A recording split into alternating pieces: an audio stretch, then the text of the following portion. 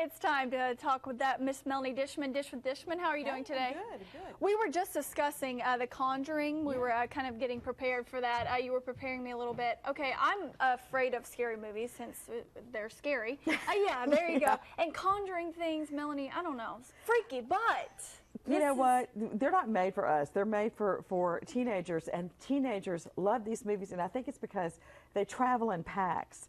So, you know, it's because you want your posse with you if you're going to see a movie like this. I would never go see a movie like this by myself. Oh, my goodness. But I might see this one because, you know, it's getting good buzz, and I think there are reasons for that. It's got a great cast, Vera Farmiga and Patrick Wilson. These actors have been associated with very, you know, quality projects, and they're very talented. So if they're going to attach themselves to this, that's their first clue. Maybe this is going to be something good. The second clue is there's no blood in this. It's just all seat jumping stuff. They're going to scare you with things jumping out and creaking doors and dolls that talk and people that, you know, but they're not going to, you're not going to see any gore. The gross and out yeah, thing. not the gross out stuff. And so then, you know, if you balance that with a good story, you can win over the critics, and I think you're going to see that with this film. I think as horror films go, it's not the cheap stuff. I think it's a good solid. It's based on a real couple. You know? I was about to say, what's the basis of it then? Well, Patrick Wilson and Vera Farmiga play this couple who, in the 60s and 70s, investigated paranormal activity, and you know, the woman particularly could sense things, and they made a living doing it, and she is still around, and you know, and so the trailer reminds you of some other films that have been based on things that they investigated.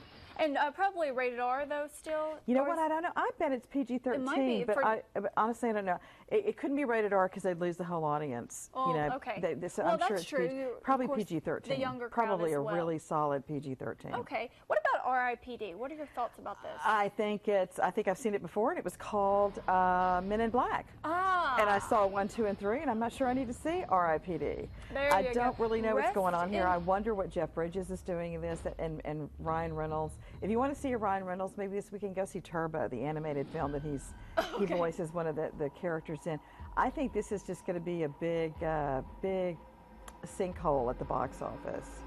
Rest in peace, PD. Yeah, right? if you like Men in Black, then you should see this. Yeah, okay. It's the same thing. These two guys are dead, and they're on a police force and they're sent to retrieve people who just don't want to die. Their souls don't want to go. And so, but when you see the trailer, it looks just like Men in Black. Yeah. Different characters. Yeah, and, funny kind of comedic turn on it, yeah. which Men in Black looks very too much like Men in Black. I don't think they're going to be able to get away from that. What about Red 2? Well, I like the first Red. I This do is, you know, this is like action. It's like a geriatric action film, which, you know, kudos for thinking that up. Yeah. It's got Bruce Willis and John Malkovich and Helen Mirren, you know, as an assassin.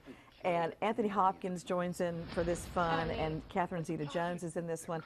Great cast. So, you know, if you like the first one, I don't think you'll be let down by this. I think it's just, you know, they saw a way to make a sequel, and they'd have. So it's pretty much like the first one, only, you know, second verse, same as the first. Okay, and the way back, you said you just saw this in Houston. It's not here. It's in Houston. It was a real hit at Sundance Film Festival back in January. And it's a great little coming-of-age story about a 14-year-old boy who's forced to go to spend the summer at the beach with his mother and her boyfriend.